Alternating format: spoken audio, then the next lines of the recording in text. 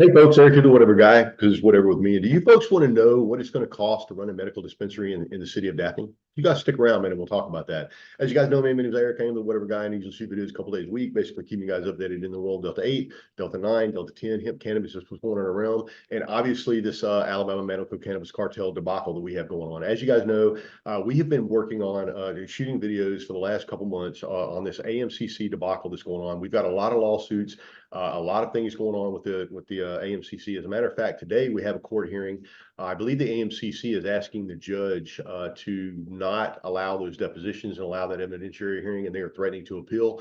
So we're looking at, excuse me. So we're looking at possibly a long ways off for medical marijuana, and we already have a TRO in place for medical dispensaries. So the AMCC themselves can't even issue licenses in the dispensary space. But it's interesting that a lot of these cities and a lot of these counties are in the process of trying to figure out like how much money they're going to be collecting ahead of time. And the crazy situation is like this is medicine. Like this is medicine to the patients. And it seems like the cities and the counties are more worried about money and charging taxes than anything than anything else. Like as it stands right now, if they move this product, if they move cannabis to Schedule 3, these pharmacies are going to allow, it's going to allow these pharmacies and these drug companies to come in here and sell medical cannabis from a pharmacy. And these same fees that they're applying to the dispensaries are not going to apply to those pharmacies. These dispensaries, and every financial that I've looked at up to this point, in every, like I had some people that were looking in, looking to invest in medical cannabis. And one of the things we did was we started looking at these, the financials and stuff. And what I figured out is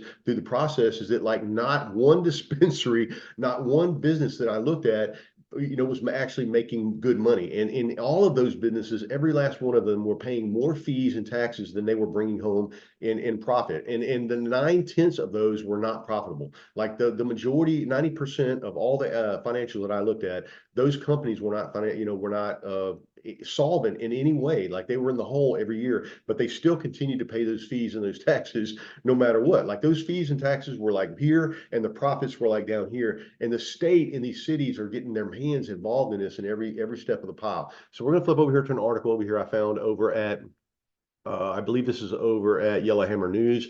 And I apologize, guys. I actually had another video that I was going to shoot yesterday that I was going to bring in today, but that video has kind of been put off. That was a video on the sale of cannabis seeds in the United States. For those of you who don't know, cannabis seeds are for sale retail. Like I can go and buy cannabis seeds all day long legally. The DEA has stated that we can do that. But having said that, we can't bring them home and grow them. So like, I don't understand the legality of it, but basically it boils down to is like, doesn't that person when he sells you a seed understand that you're going to take it home and do something illegal with it? So we're in a crossfire situation right there, and that video will probably come out either probably Friday or a Monday. So we'll check that out. So it says here. Over here at the alabama.com. This is how much would a medical cannabis dispensary pay to do business in Daphne? I'm going to float down here and see what they say. Says the Alabama Commission tasked with awarding a limited number of licenses to medical marijuana dispensaries has included one for Daphne. But while all the licenses have been put on hold by a judge again, Daphne City Council is preparing to enact an ordinance setting up how much the dispensaries will have to pay each year to operate inside the city. RJK Holdings was one of the four companies granted a dispensary license by the Alabama Medical Cannabis Marijuana Commission in December. The dispensary plan for Daphne lists an address of 1903 US 1908 or 98. State legislation passed in May of 2021 that legalized medical marijuana products for people with certain health conditions requires cities to enact an ordinance for those dispensaries to exist. Products can include gummies, tablets, capsules, tinctures, patches, oils, and other forms allowed by the legislation. The city council passed an ordinance in 2022 that would allow dispensaries to operate in the city under zoning and business license rules that apply to healthcare stores, such as pharmacies, health food stores, and cosmetic stores.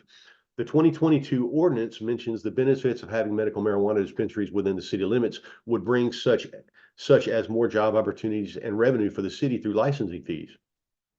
The Daphne Finance Committee made the recommendation to the council on December 18th of 2023 to make a new category under the existing business license ordinance to accommodate medical cannabis dispensaries. The city of Daphne, after due consideration, believes that certain revisions to the city of Daphne's business license ordinance are necessary to establish a license classification for medical cannabis dispensaries and set forth a schedule of fees for such licenses. Under the current healthcare store schedule, Schedule C, Fees are determined by calculating gross sales and categorizing businesses based on that number. Whatever sales range the business falls under determines the license fee. The minimum fee for a Schedule C is $100 with a graduated scale on gross sales. Dispensaries would be subject to an annual license fee of 3% of their gross sales under the new Schedule X with a minimum of $500. For example, if the dispensary has gross sales of $100,000, it would owe the city $3,000 for its license.